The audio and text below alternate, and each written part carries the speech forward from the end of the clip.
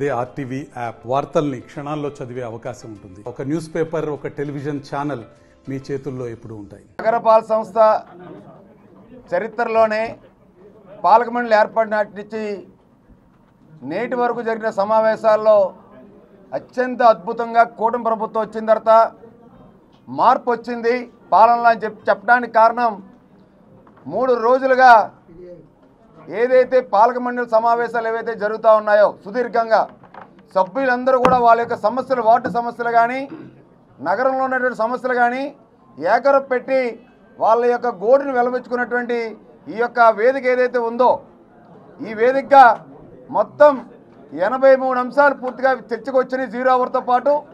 దాంట్లో ఒక అంశం తిరస్కరణకు గురైంది, ఒక అంశం వాయిదా పడడం జరిగింది. ముఖ్యంగా ఈరోజు జరిగినటువంటి సమావేశాల్లో ముర్సుల్లో పార్క్ ఏదైతే ఉందో విశాఖ మహానగరపాలక సంస్థకు చెందినటువంటి అత్యంత విలువైనటువంటి 836 ఎకరాల ముర్సుల్లో పార్క్ స్థలాన్ని పరిరక్షించాలి, కబ్జాదారుల దగ్గర నుంచి ఎంతవరకు ఉందో దాన్ని వెలికితీసి ఆ యొక్క స్థలాన్ని పరిరక్షించాలి. గల్ఫ్ కోర్టుకి విశాఖపట్నం స్టీల్ ప్లాంటు తీవ్రమైనటువంటి సంక్షోభంలో ఉంది. రేపో మాపో మూసివేసేటటువంటి దిశగా అది సాగుతూ ఉన్నది.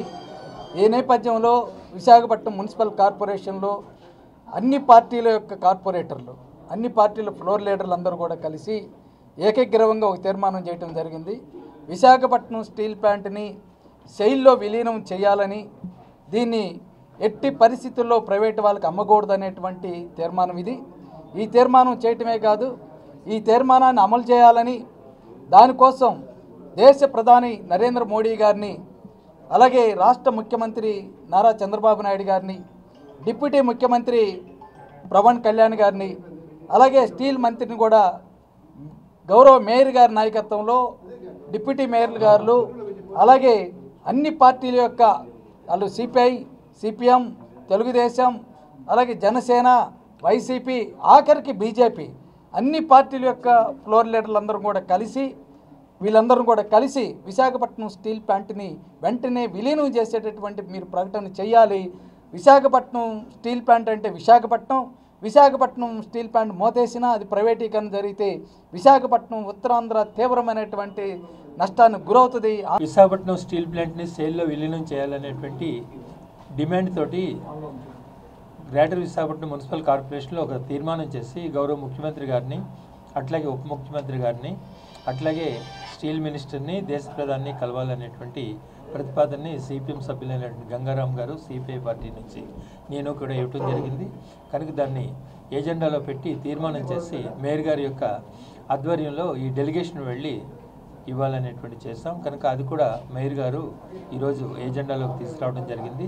మొత్తం సభ్యులందరూ కూడా ఏకగ్రీవంగా ఆ తీర్మానాన్ని ఆమోదించారు. కనుక త్వరలోనే మేయర్ గారి యొక్క నాయకత్వంలో ఫ్లోర్ లీడర్స్ డెలిగేషన్ అంతా కూడా ఆ విధంగా సీఎం గారిని, డిప్యూటీ సీఎం గారిని, స్టీల్ మినిస్టర్ని, ప్రైమ్ మినిస్టర్ని కలుస్తుందని చెప్పి ఈ సందర్భంగా తెలియజేస్తూ స్టీల్ ప్లాంట్ విషయంలో కూడా ఆల్ పార్టీ ఫ్లోర్ లీడర్స్ అందరూ ప్రతిపాదన మేరకు ఈరోజు 97 మంది కార్పొరేటర్స్ ఈ తీర్మానాన్ని ఆమోదించి ఇది గౌరవ ముఖ్యమంత్రి వర్యులకి అలానే డిప్యూటీ సీఎం గారికి చేర్చి ఇది ఎలాగైనా ప్రధానమంత్రి వరకు తీసుకెళ్ళి స్టీల్ ప్లాంట్ని సెయిల్లో విలీనం చేసే విధంగా దీన్ని మేము తీసుకెళ్లడం జరుగుతుంది. ఎన్డీఏ ప్రభుత్వం వచ్చిన తర్వాత ఎవరికి కూడా అన్యాయం జరగదు. నెక్స్ట్ గత ప్రభుత్వంలో గోడలకు రంగులు ఉండేవి, ఈ ప్రభుత్వంలో ప్రజల్లో మంచి ఇవి తీసుకొస్తాము అంటే ఆంధ్ర రాష్ట్ర భవిష్యత్తు కోసం ఎన్డీఏ ప్రభుత్వం ఏర్పడింది కాబట్టి కౌన్సిల్ కూడా జీవీఎంసీ కూడా ప్రజలకి అందుబాటులో ఉండే విధంగా మేమందరం కూడా కష్టపడి పనిచేస్తాము. గత 3 రోజులుగా మన కౌన్సిల్ సమావేశాలలో జరుగుతున్న పరిణామాలు మీడియా పరంగా మీ అందరికీ తెలుసు.